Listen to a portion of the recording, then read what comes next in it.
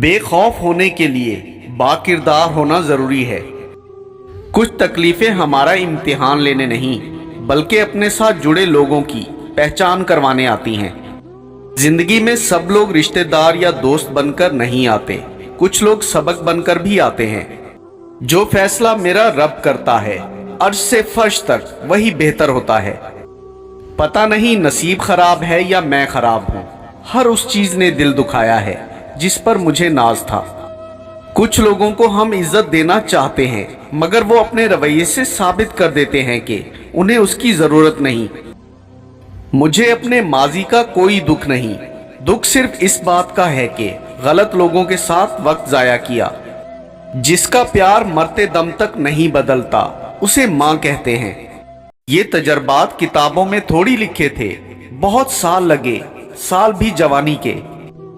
وہ پوچھنا تھا کہ وہ پتھر کہاں سے ملتا ہے جسے لوگ دل پر رکھ کر سب باتیں بھول جاتے ہیں۔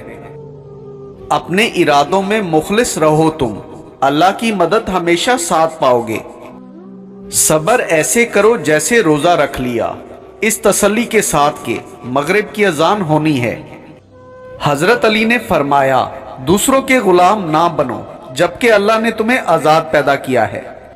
حضرت علی نے فرمایا، زیادہ بولنے سے پرہیز کریں کیونکہ اس سے عقل کی روشنی بند پڑ جاتی ہے، اور کم بولنا عقل مند کی نشانی ہے۔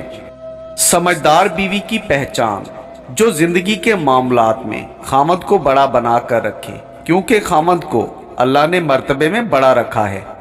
بہت کچھ ہے کہنے کو پر نہ جانے کیوں، اب کچھ نہ کہوں وہی بہتر لگتا ہے۔ دنیا کا سب سے مشکل اور عظیم کام دوسروں کے جذبات کی قدر کرنا ہے۔ حضرت علی نے فرمایا، تمہارا اپنا وہ ہے جو کسی اور کے لیے تمہیں نظر انداز نہ کرے۔ مخلصوں کے ہی حصے میں ہمیشہ اذیتوں کے بوجھ آتے ہیں۔ حضرت علی نے فرمایا، دھوکہ دینے کے 1000 طریقے ہیں لیکن سب سے گھٹیا طریقہ محبت اور ہمدردی کا دکھاوا ہے۔ جب آپ کسی کے لیے راستے میں روشنی کرتے ہو تو آپ کا اپنا راستہ بھی روشن ہو جاتا ہے۔ حضرت علی نے فرمایا، جب کوئی امید نہ ہو تو اور زیادہ اللہ سے مانگو کیونکہ معجزے اللہ کی شان ہیں۔